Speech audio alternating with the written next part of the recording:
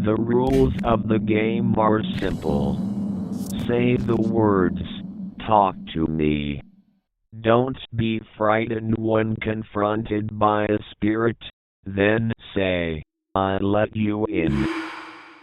But more importantly, never go over 90 seconds in the game, otherwise they'll want to stay.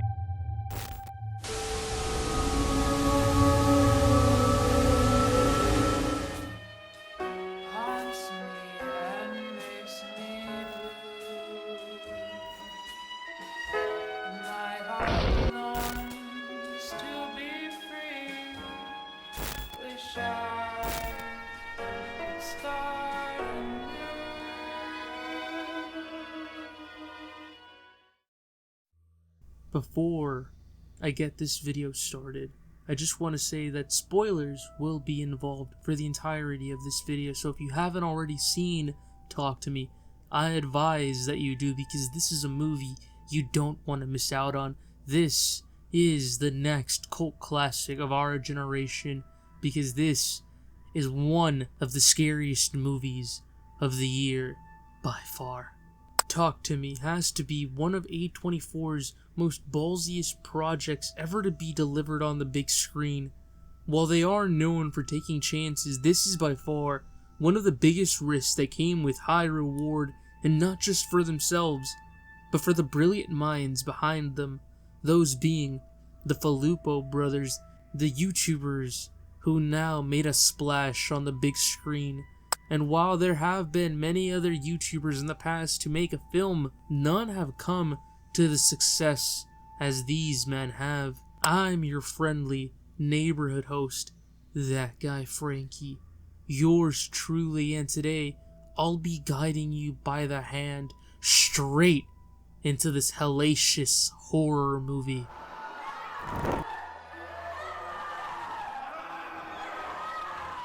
Talk to Me is a possession film quite like no other. While there are similarities to the whole Ouija board party game gone wrong, and with a whole door being opened to another portal, another plane if you will, this movie still feels fresh with ideas and gets you invested and immersed with the characters and the storytelling.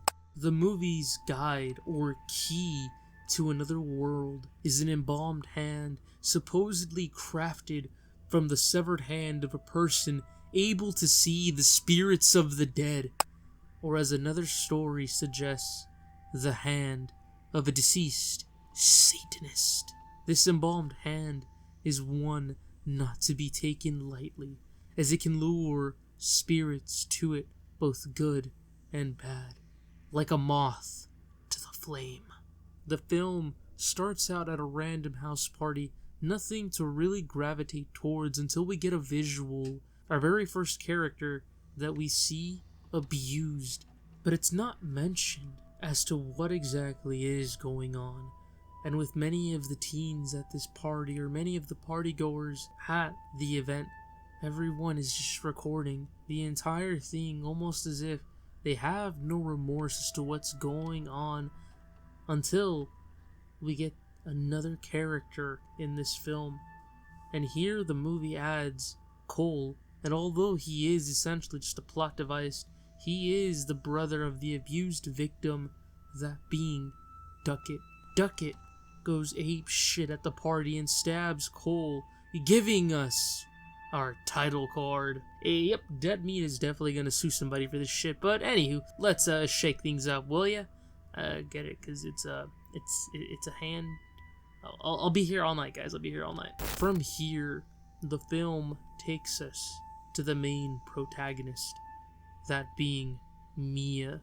Who is Mia? Her story and journey plays a pivotal part throughout, as she's been through the ringer. Mia is currently going through the stages of grief and loss, as she recently lost her mother due to and left her feeling alone.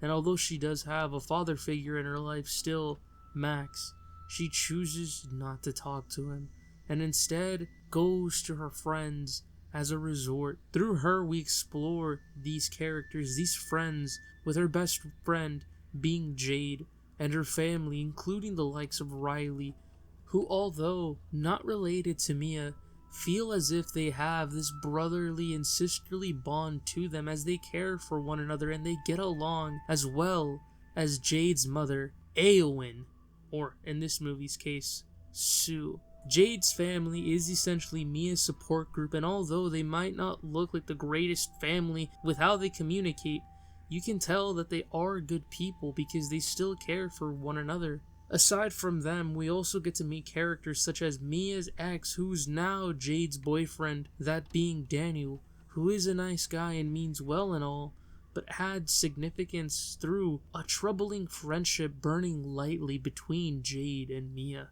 The film's final characters, although briefly involved, still add to the plot as they are the ones who help unlock Pandora's box. Skull and Bulk, Haley and Joss. Through Haley and Joss, that is where the fun begins, or in other words, hell followed with them. Haley and Joss expose their friends to the embalmed hand, and in doing so, many party guests record and document all of the possessions, everyone playing with the hand. This is where we get our very first ever glimpse, the first time we see the possessions being recorded. It's like people are desensitized to it at these parties, and it's almost scary doing so. And because of it, Mia and Jade are thinking about going, with Mia thinking that it'll be fun because she believes that these are real, whereas Jade just wants to go see her boyfriend, and in her words, believes the possession game is all just an elaborate hoax. But once they arrive, nothing is quite the same. Mia is the first to play and the first volunteer, and this is where we get a small scene of what's to follow in the movie. Similar to alcohol, weed, or drugs at a party, for people trying to find either their next source of high or escape, the embalmed hand gives its players an adrenaline rush like no other, as it becomes addicting and dangerous as it is a double-edged sword. We see just how dangerous this game becomes, as the rules set are to never go over the 90-second mark, otherwise they'll want to stay. And the only way to truly end the game is to blow out the candle and let them out. This becomes more evident through the next party scene as Mia and Jade argue as to whether or not to bring Riley with them, as he's not just 15, but Jade doesn't want to babysit him.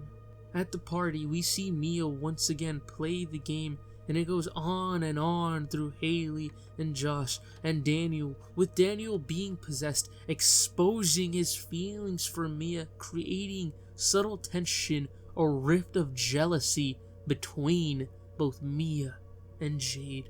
Once the party is about to die out, Riley insists on playing the game. He feels as if he needs to play it. He wants to feel the rush that they're all feeling. He wants to fit in like any other kid would. Because of this, both Jade and Mia argue and disagree on the situation, as he's too young and she's already dealt with too much, seeing her own boyfriend become possessed and do unspeakable acts and make her feel jealous. And while Mia does her best to try and persuade her, she ultimately gives in to her liking, to her decision, but is persuaded by Riley. Riley just wants to fit in and have fun like the cool kids, like any other teenager would. But doing so, this is where the trouble begins. With Riley now playing the game, he gets the worst end of the stick, and the worst of the worst happens to him, as he not only conjures up a spirit, but Mia's mother. Or is it? In shock and disbelief, after witnessing what had happened, Mia ends up messing everything up, as the game now exceeds its 90-second mark, almost 2 minutes to be exact, and their world is completely turned upside down, with Riley becoming possessed. In a scene similar to Evil Dead slapstick humor, we get a shock and awe, violent moment. With the spirits possessing Riley, it leaves you feeling shocked, scared, and worried, because we don't know what's to come next. Riley is no longer here, trapped in limbo with them. This moment alone divides both Mia and Jade and nearly ends their friendship, to the point where she's no longer wanted there at all and banned from seeing Riley at the hospital. This moment alone causes Mia to spiral, as she's not only seeing spirits around her without the use of the hand, whether it's her mother or the spirits showing her desires that she still has for Daniel, to seeing things that she wishes weren't there. These events call for an explanation, and it's one we get when the film brings back not just Haley and Josh, but Cole as well. We come to find out that the hand is a gateway for both good and bad spirits alike, but that it does more harm than fun. The hand lures spirits that can manipulate its victims, whether it's morphing themselves into a recently deceased loved one, or making those alive appear as malicious beings. That was how Cole lost his brother, as well as other people before him that had played this dumb and stupid game. The only way for Riley to come back is for the portal to be closed and the spirits to leave his body, since it's weak. Or is it? With Mia being manipulated by these spirits, taking the form of her mother and Riley as well, she falls victims to the entities and eventually leads to her own demise. The movie ends in a rather bleak ending, similar to previous A24 films, as they never truly have a happy ending, with Mia now being stuck in what I like to think is worse than hell. Purgatory. Talk to Me isn't just your typical possession horror flick, and although for some people there are some scenes that may come off as predictable, it shines in its storytelling and scare factor. The film doesn't overdo the jump scares, and when it does, they pay off really well. And the use of its runtime being shorter than a usual 2 to almost 3 hour mark, everything is to the point. The movie makes you feel immersed, with the characters coming off as relatable to moments that audiences can relate, to situations that one can empathize or even sympathize with. Knowing the Filippo brothers and their content, they managed to make this movie feel different than their regular projects. Instead of over-the-top gratuitous violence and the shock and awe with some slapstick humor, they toned it down and only used it for scenes where it felt most necessary, and when those scenes hit, they hit. Talk to Me tries its best to showcase Mia's fears of being alone and feeling guilty, as the film does a great job at making you empathize with her as she comes off like a real character. Like Papa Meat said in his video when interviewing the Filippo brothers, they did an amazing job at making this horror movie different from most horror films and even films in general, by making the characters and their problems feel relatable. Whether it's Mia dealing with grief, not knowing who to turn to and let it all out, to Riley being the lonesome character at a party we all see just trying to fit in with the rest of the crowd. Talk to Me tries its best to make the audience either feel uncomfortable with the situations happening on screen through the character's lens. With each decision the characters make, it affects the outcome of their story, whether it may be poking the bear too much by playing with the embalmed hand, to talking to spirits, leaving the door open to trust issues, building between friends, causing major problems. The spirits presented on screen make you almost want to feel pity for some, as they're trapped in this plane of existence. But others would like to think the opposite.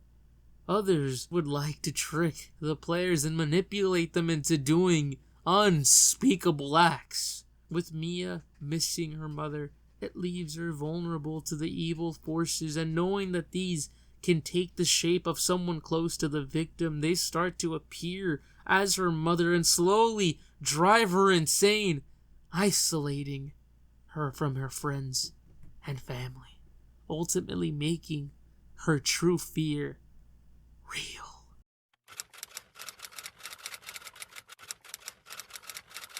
Why did I want to talk about Talk to Me? And aside from just talking about the film in general, this movie, whether you're a content creator, big or small, is going to play a significant part of YouTube history.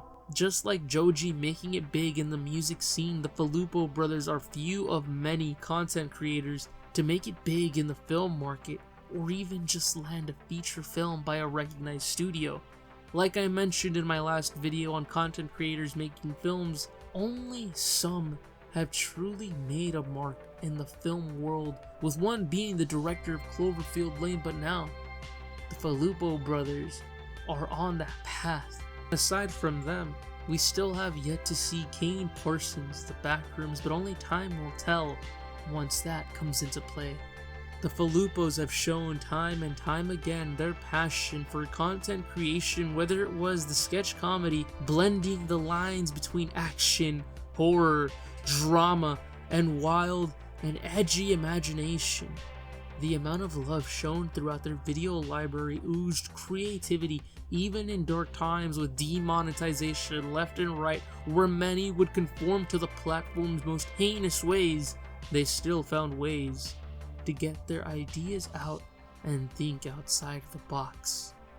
These would include their deathmatch wrestling videos, seeing their brothers get into it with friends, each other, to even the Grams and actual deathmatch wrestlers. And none of it was fake, ladies and gentlemen. Oh no, all of it was on the line. Blood and guts, almost barbaric.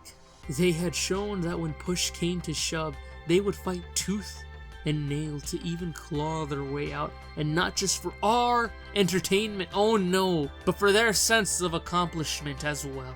With the YouTube landscape always changing, mostly for the bad, even with some good intentions, it leaves channels being terminated left and right due to stricter policy changes, or the bots just not doing their job. Do your f***ing job! And while I like this platform, it needs to change. With the likes of Rumble and Kick being YouTube's biggest opponents right now, more creators are jumping ship for opportunities, but for the likes of RackaRacka, they still stayed on the platform but decided to take a chance in the film industry, and it paid them back. They won. Win or lose, even at the box office, the film is being widely praised all throughout, with the likes of Edgar Wright and many others advising you to go out of your way to watch it. Is this the scariest movie of the decade? Is this movie the scariest movie of the year? That is for you to decide, but for me, all I can say is that I enjoyed every minute of this movie and I was on the edge of my seat. This is a film that tries to make you feel uncomfortable and uneasy with the situations being thrown at our main characters, situations which you hope they try and find positive outcomes to, but it doesn't. This is a horror film that the Filippo bros had also mentioned they'd be open to making a franchise on, whether it's exploring how the Embalmed Hand came to be, or whether it's a sequel to this one. This is one where I think less would be more. I'd rather they let this movie stay as it is, since it's perfect in every way possible, and adding more to it would just dilute it, but hey, anything is possible. As always, I'm your friendly neighborhood host, that guy Frankie, yours truly. Try not to play with your hand, or, try not to play with dark magic or party games like this type of shit. It's been your friendly neighborhood host. Take care and stay groovy, everyone.